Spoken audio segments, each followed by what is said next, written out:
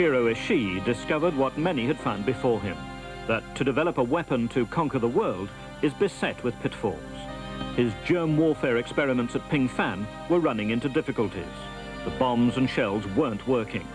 So he turned to the humble flea and built a factory to breed them in their millions. The fleas have been exposed to plague-carrying rats, and I think these infected fleas were scattered from aircraft. Therefore, they were used for spreading bubonic plague. On October 4th, 1940, in ChangChun province, this plane from Unit 731 sprayed the civilian population with fleas, rice and wheat infected with plague. On October 29th, 1940, plague broke out in Ningpo in ChangChun province. There was another raid at Qinghua on November 28th, 1940. Another at Changte on November 4th, 1941.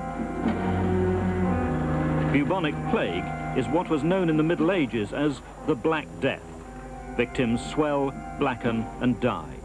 In the 14th century, there were no medical defenses against it. In China, in the 1940s, thousands of people were hospitalized. 700 died. Soon, every division of the Kwantung Army had its own squad trained in germ warfare. In July 1942, rivers near the Soviet border were contaminated with anthrax and glanders. In August 1942, 130 kilos of anthrax and paratyphoid were spread effectively in central China.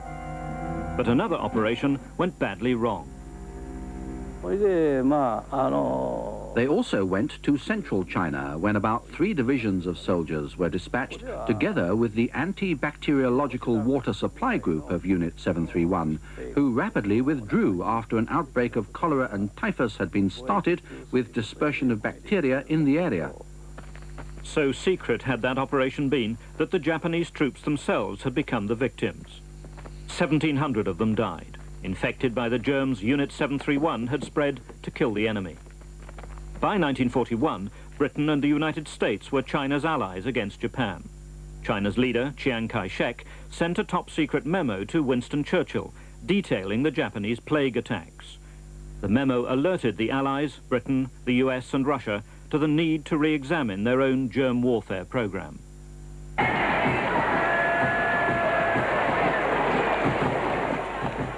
By 1942, the Japanese were celebrating victory in their first clashes with American land forces. In the Philippines, there'd been an epic battle. On April 9th, Bataan had fallen. On May 6th, so had Corregidor. Apart from the dead, 88,000 American and Filipinos were captured. They quickly discovered the Japanese attitude to prisoners of war. To die in battle is honorable. To be captured is to be shamed.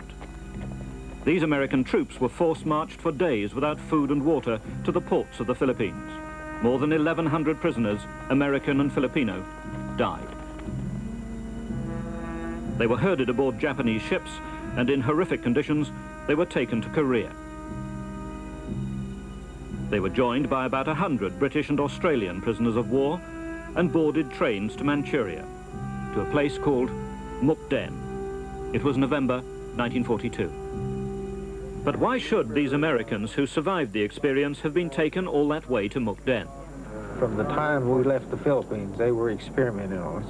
They threw us in those hell ships, see how much we could withstand, and many of them died in the hell ships.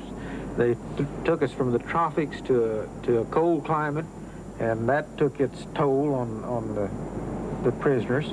And all this time, I feel like it was a systematic way of them testing how much the Americans or British and Australians could endure.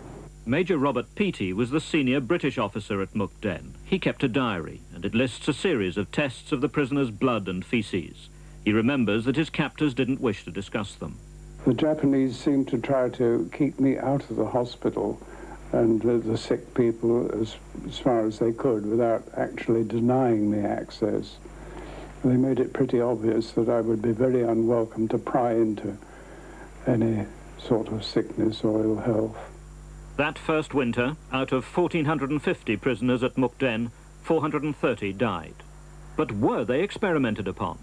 What evidence is there that Ishii tried to find out if Americans and Europeans would react to germs differently from Asians and Russians?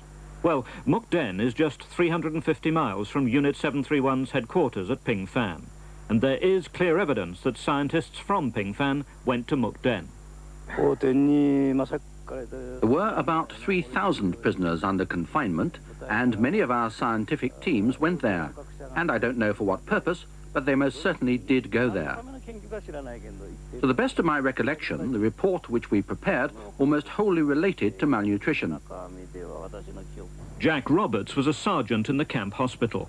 He remembers prisoners being measured with calipers, series of injections and inoculations, and bodies being dissected by visiting Japanese scientists.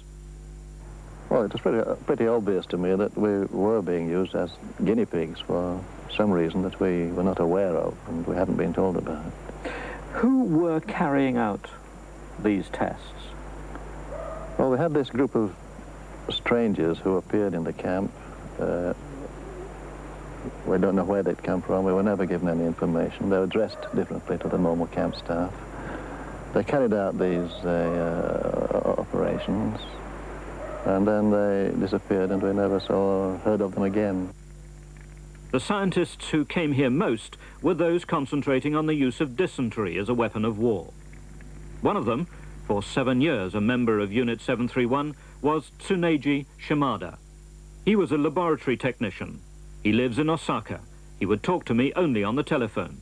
I was in the dysentery group, and we studied whether this could be developed for use in weapons. Normally, we gave them infected materials to drink and carried out autopsies to ascertain the symptoms. We had to observe the progress and had to ascertain the potency of the various viruses. Were any blood samples ever taken from the Mukden prisoner of war camp? Yes, we also actually carried out the same experiments at the headquarters of Unit 731.